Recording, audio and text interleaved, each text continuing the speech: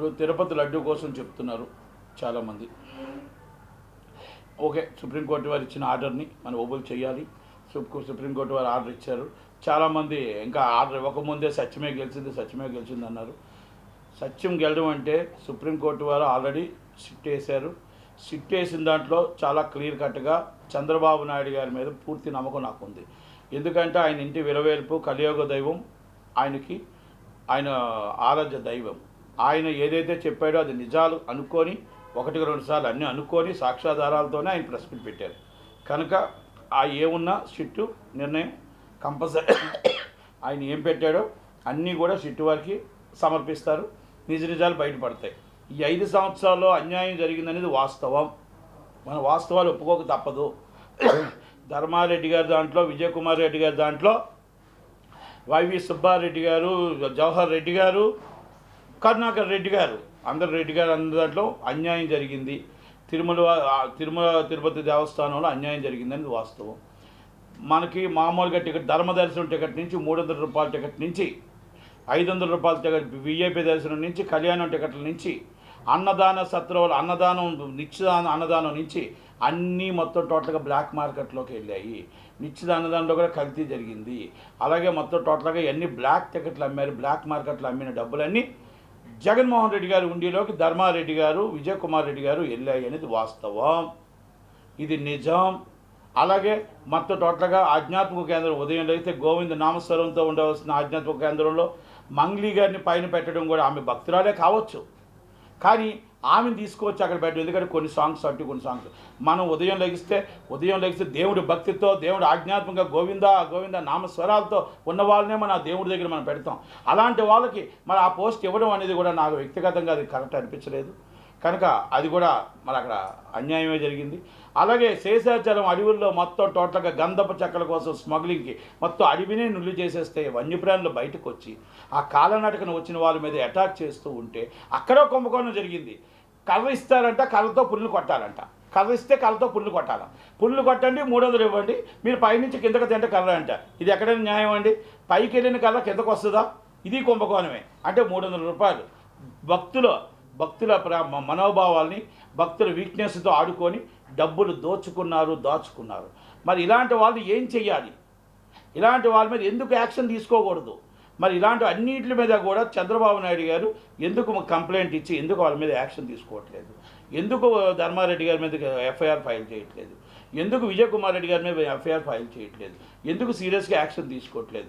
తిరుపతి దేవస్థానంలో జరిగింది అన్యాయం, వాస్తవం. అలాగే నేను ఇంకోటి కూడా చెప్తున్నా.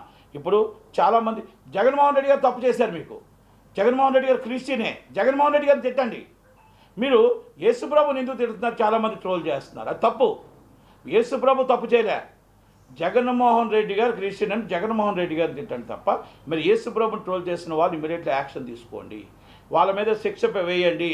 వాళ్ళ మీద సీరియస్గా తీసుకొని చంద్రబాబు నాయుడు గారు, పవన్ కళ్యాణ్ గారు, లోకేష్ గారు ఇమీడియట్లీ సీరియస్గా తీసుకోండి వాళ్ళ మీద. ఎందుకంటే మన తప్పుదో పడుతున్నప్పుడు కొంతమంది కావాలని తప్పుదో పట్టిస్తుంటారు. అలాంటి వాళ్ళందరి మీద కూడా చూడండి. దయచేసి ఇంకొకటి చెప్తున్నాను నేను లోకేష్ గారికి, చంద్రబాబు నాయుడు గారికి, పవన్ కళ్యాణ్ గారికి. సార్, పనిచేసే వాళ్ళకి డ్యూటీలు ఇవ్వండి. టాలెంటెడ్ వాళ్ళకి వచ్చి మీరు వచ్చి వీఆర్లో ఉంచుతున్నారు. టాలెంట్ లేని వాళ్ళకి, చేతులు కాకా పట్టుకున్న వాళ్ళకి, లాలోజీలు పడిన వాళ్ళకి, సార్ అనుకునే వాళ్ళకి వచ్చి ఉద్యోగాలు ఇస్తున్నారు. వాళ్ళకు ఉద్యోగాల్లో ఫోన్లు మాట్లాడలేరు, పబ్లిక్ రిలేషన్ మెయింటైన్ చేయలేరు. ఇది నేను ఒక రెవెన్యూ డిపార్ట్మెంట్ చెప్తున్నా, మీకు టోటల్గా పోలీస్ డిపార్ట్మెంట్ చెప్తున్నా, విద్యుత్ శాఖ డిపార్ట్మెంట్ చెప్తున్నా, మీకు అలాగే మొత్తం పంచాయతీ డిపార్ట్మెంట్లు చెప్తున్నా. వీళ్ళందరికీ ఏంటంటే నిజమైన నిజాయితీ పనులకు వచ్చి వాళ్ళు ఎక్కడో లూప్ లైన్లోనో వీఆర్లోనో ఉంటున్నారు.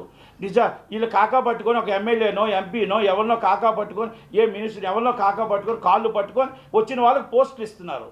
మన గత ప్రభుత్వానికి మనకి న్యాయం ఏమవుతుంది? ఒక్కసారి ఆలోచించండి. ఒక్కసారి ఇది లోకేష్ గారు ఇది రెక్టిఫై చేయండి. ఎమ్మెల్యే లెటర్లతో వాళ్ళ పోస్టులు ఇస్తే మనం మళ్ళీ గత ప్రభుత్వంలాగా అవుతుంది కదా. ఇసుక దంద నుంచి మొత్తం టోటల్గా అన్ని దందలు మళ్ళీ మొదలు పెడతారు. మైనింగ్ దంద నుంచి అన్నీ మొదలు పెడుతున్నారు కొంతమంది ఎమ్మెల్యేలు. కొంతమంది తప్పు జరుగుతుంది. ఒక్కసారి ఆలోచించండి. వాళ్ళని ఎంక్వైరీ చేయండి. నిజమైన ఆఫీసర్లకు వీఆర్లో పంపకండి. వాళ్ళ నిజమైన సిన్సియర్ ఆఫీసర్లకు పోస్టులు ఇవ్వండి. అంతేగాని లూప్ లైన్లో వెళ్ళిన వాళ్ళు నిజమైన వాళ్ళు చూడండి, వాళ్ళ బ్యాక్గ్రౌండ్ చూసి చేయండి. దయచేసి రికమెండ్ చేసి పలానా నా కులమోడు, పలానా ఎమ్మెల్యే తాలూకోడు, పలానా మినిస్టర్ తాలూకోడు, అది కాదండి. ఈజ్ అ వర్తబుల్లా కాదా, ఈజ్ అ టాలెంటెడా కాదా, ఈయన చేయగలడా, సిన్సియారిటీ లేదా, అది ఆలోచించాలి. కానీ మన రాష్ట్రం బాగుపడాలంటే, మన రాష్ట్రంలో మన డబ్బులన్నీ, మన గవర్నమెంట్కి డబ్బులు రావాలంటే, మన రాష్ట్రంలో ప్రజలు బాగుండాలంటే పబ్లిక్తో రిలేషన్షిప్ ఉన్న వాళ్ళని నిలబెట్టమని అడుగుతున్నాను. అది ఇప్పుడు నారా లోకేష్ గారైనా ఫోన్ ఎత్తుతారు, ఎమ్మెల్యేలు ఫోన్లు ఎత్తారు, ముగ్గురు పిఎస్లు ఒక్కొక్కరికి. సార్ బిజీగా ఉన్నారండి, సార్ పడుకున్నారండి, సార్ లేగలేదండి. ఇంకా మొత్తం టోటల్గా అంటే మీకు ఓట్లు వేసేటప్పుడు మాత్రం పిఎస్లు అవసరం లే, ఓట్లు వేసిన తర్వాత మీకు పిఎస్లు కావాలా ఎమ్మెల్యేలకి? ఇదేం అన్యాయం అండి ఇది? మీ ప్రజల దగ్గరికి వెళ్ళండి, ప్రజలతో మళ్ళీ 5 సంవత్సరాలు కలవడం కాదు, ప్రజల బాధనేంటి, ప్రజల కష్టాలు ఏంటి తెలుసుకోవడానికి మీరు వెళ్ళండి, రివ్యూ తీసుకోండి. ఆ రివ్యూని మినిస్టర్ గారికి చెప్పండి, మినిస్టర్ గారు వెళ్ళి చీఫ్ మినిస్టర్ గారికి చెప్పండి. అంతే తప్ప ప్రజల్ని మేము గెలిచాము, మాకు సంబంధం లేదు, మాకు ఏం అవసరం లేదు అని అనుకుంటే ఈ 164 సీట్లు ఇచ్చారు, మళ్ళీ మనకు అదే రిపీట్ అవుతుందని మాత్రం గుర్తుపెట్టుకోండి. ఎమ్మెల్యేలందరికీ కూడా మా రిక్వెస్ట్, చాలామంది మేము ఫోన్లు చేస్తుంటే చాలామంది మాత్రం ఒకటి మాత్రం చెప్తున్నారు, ఎవరో ఫోన్లు ఎత్తరు, ఎమ్మెల్యేలు ఫోన్లు ఎత్తరు, వాళ్ళు పిఎస్లు ఫోన్లు ఎత్తరు, పిఏలు ఫోన్లు ఎత్తరు. ఇంకొకటి, మన సొంత దాని ప్రయోజనం కంటే ప్రజల ప్రయోజనం ముఖ్యం, ప్రజల కోసం ముఖ్యం. లోకేష్ గారు విత్ ఇన్ మినిట్స్ ఏదైనా ఒక లెటర్ కానీ వెళ్తే 5 నిమిషాలు ఆయన ఇమీడియట్లీ రివ్యూ చేస్తున్నాడు. మరి ఆ రివ్యూ మీరెందుకు చేయలేకపోతున్నారు? ఎమ్మెల్యేలు మీరెందుకు మినిస్టర్ చేయలేకపోతున్నారు? 100% లోపం ఉంది. ఆఫీసర్లు కూడా చాలా రెక్లెస్గా సమాధానం చెప్తున్నారు. ఏమంటే నేను ఎమ్మెల్యే తరపు నుంచి వచ్చా, నేను హోమ్ మినిస్టర్ గారి తరపు నుంచి వచ్చా. ఒక సీఏ చెప్తాడు, నాకు మా హోమ్ మినిస్టర్ గారు లెటర్ ఇచ్చారండి. హోమ్ మినిస్టర్ గారు లెటర్ ఇవ్వడం ఏంటి?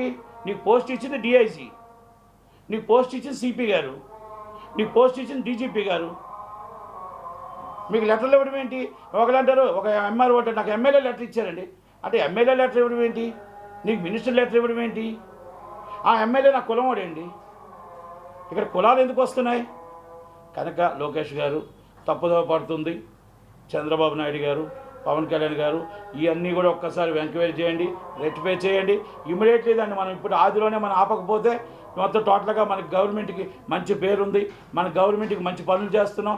రాత్రి అనగా పవన్గా 18 గంటలు మీరు కష్టపడుతున్నారు.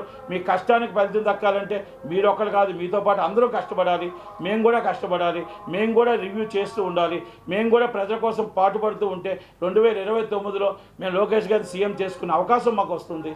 కనుక 100% మేము లోకేష్ గారు సీఎం అవ్వాలని నేను కోరుకుంటున్నాను.